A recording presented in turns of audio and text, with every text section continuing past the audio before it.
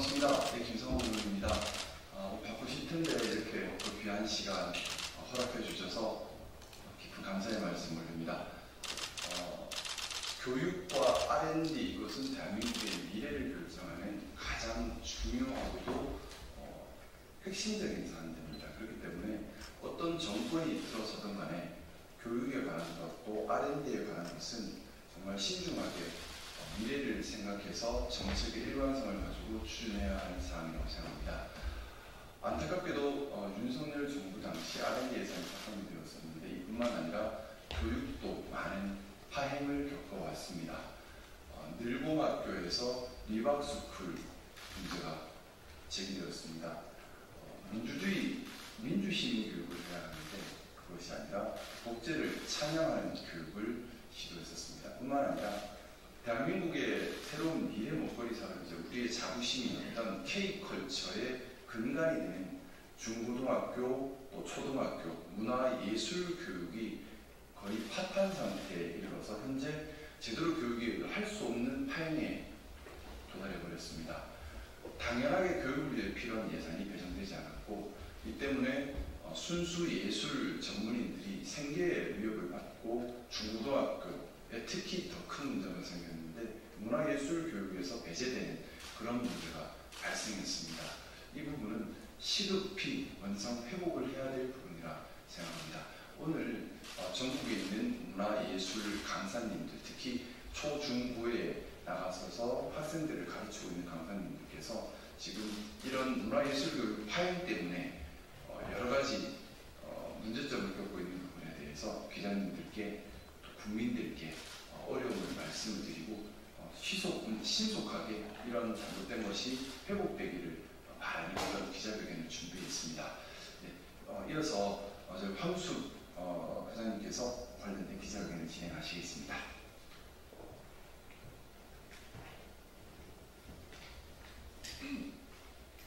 존경하는 국민 여러분, 그리고 이 자리에 함께 해주신 언론인 여러분, 안녕하십니까?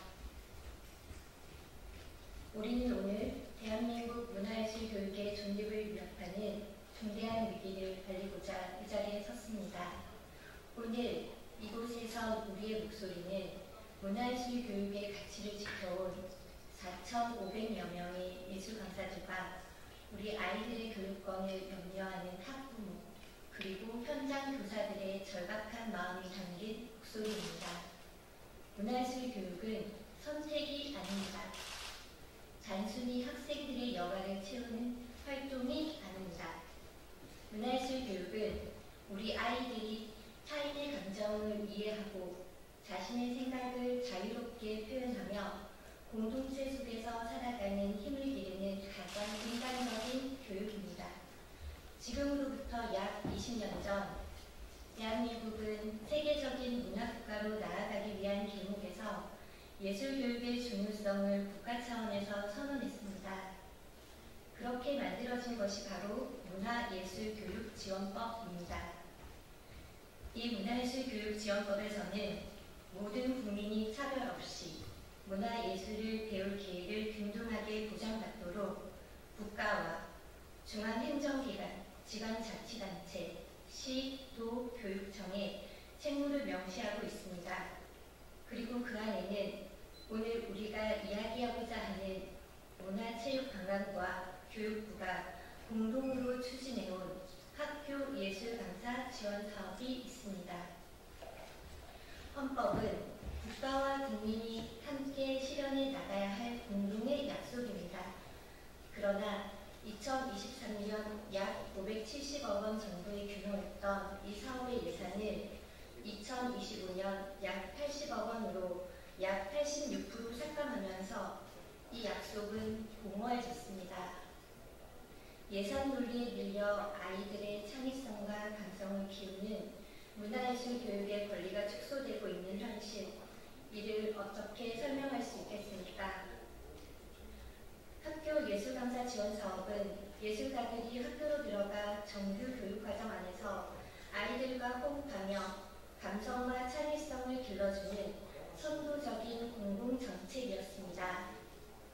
이 사업은 학교 교육 현장의 변화뿐만 아니라 문화예술인의 활동 영역을 정부 정책 아래에서 확장시키고 무엇보다 지역 간, 계층 간, 예술 교육의 격차를 줄이는 데에도 큰 기여를 해왔습니다. 예술은 누구나 누려야 할 공공재입니다. 그 공공재로서 예술을 가장 앞에서 실어내온 정책이 바로 학교 예술강사 지원 사업이었습니다. 그러나 지금 20년 동안 학교의 정규 교육 과정에서 뿌리내려진 이 소중한 정책이 올해 9월 종료를 앞두고 있습니다. 어떠한 사전 공론화나 협의도 없이 국고 예산이 대폭 삭감되었습니다. 그리고 그 여파는 고스란히 교육 현장으로, 아이들의 배움의 권리로, 예술 강사들의 삶으로 이어지고 있습니다. 특히 전국 17개 시도 중 서울의 경우 지방교육 재정까지 편성이 되지 않아 전교 과정의 예술교육이 중단되고 말았습니다. 나머지 지역 역시 예술 수업은 줄어들었고 수십 년간 국가의 정책에서 양산되어 온 강사들이 떠나고 있습니다. 무엇보다 심각한 것은 이러한 변화가 어떠한 논의 과정도 없이 행정적 통보로만 이루어졌다는 점입니다. 문화예술 교육의 가치와 성과에 대한 평가도 없었고 학교 현장의 실태 조사도 없었습니다. 국가가 20년 동안 정책으로 추진해온 사업을 이처럼 손쉽게 조용히 없앨 수 있다면 우리는 앞으로 어떤 정책도 믿을 수 없을 것입니다.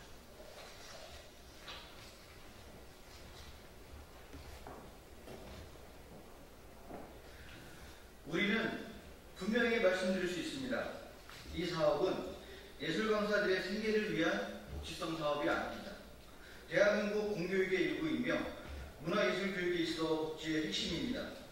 이 사업을 무너뜨리는 것은 곧 아이들의 정서와 창의, 공동체 감각을 키우는 기회를 박탈하는 일입니다.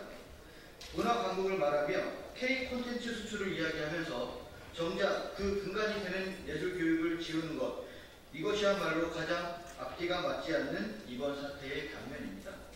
국민 여러분, 우리는 강사들의 일자리를 지키자고 하는 것이 아닙니다. 우리 아이들의 교육 기회, 교실 속의 예술을, 대한민국 문화의 미래를 지키자고 외치고 있습니다. 문화예술 교육은 지원이 아니라 미래 세대를 위한 투자입니다. 수치로 환산할 수 없는 감정과 상상력, 공동체성을 길러내는 투자입니다.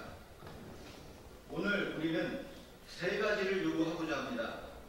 첫째, 교육부와 문체부는 책임 있는 협의를 통해 학교 예술강사 지원 사업의 원상 회복 방안을 마련해 주십시오. 둘째, 국회는 문화예술교육지원법에 따라 이 사업의 정쟁의 희생양이 되지 않도록 감시하고 조정해 주십시오. 셋째, 정부는 초중고 전반의 문화예술 교육이 지속 가능하도록 대책을 마련하고 예산을 안정적으로 재편성해 주십시오. 우리는 작년 8월부터 정책 간담회를 통해 이 문제의 본질을 국회에 전달하고자 노력해왔습니다.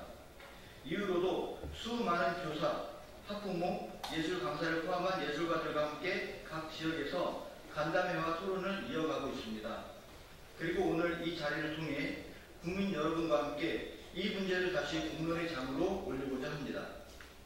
이제 우리는 침묵하지 않겠습니다.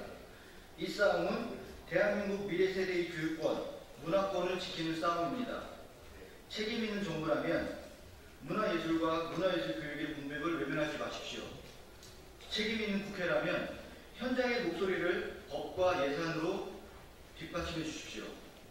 우리는 물러서지 않겠습니다. 지켜내겠습니다.